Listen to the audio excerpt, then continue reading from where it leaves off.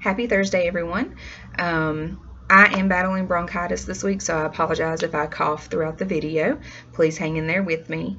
This week we are discussing the cognitive load theory, and Simonson states that this is a proposed model of cognitive architecture that helps to explain and predict how our working memory interacts with our long-term memory. So really it's talking about how we work with new information, process it, add it to our long-term memory, and then are able to recall and apply it. So what's this mean for instruction?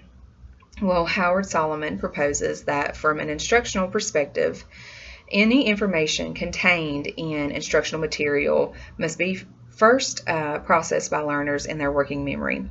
So as Dr. Holder stated in his presentation, it's proposed that we can work with 9 units of information at a time in our working memory and apply those and transition them to our long-term memory.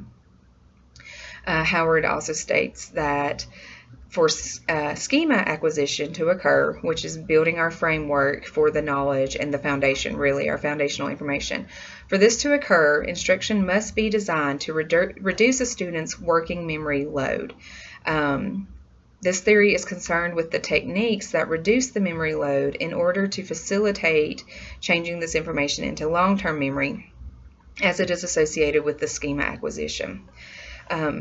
Howard Solomon also proposes that the difference between an expert and a novice in learning or in a content area is that the novice simply has not acquired the schemas, the foundation that the expert has. They don't have that background information. So personally and professionally, one of the effects I have seen related to this theory is that lack of foundational schemas, the lack of the framework and the background information, the foundational information, to be able to process and retain the new information. When watching Dr. Holder's presentation, one of the things that he mentioned was visual fatigue as part of the working memory, the information that we're receiving as students and as learners. I have witnessed that. One of the activities I get to do on my campus is participate in student development courses.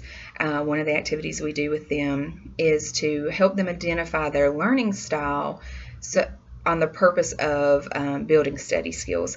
So a lot of students think that they may be a visual learner or those types of things, but they see that they really have strengths in all types of learning styles.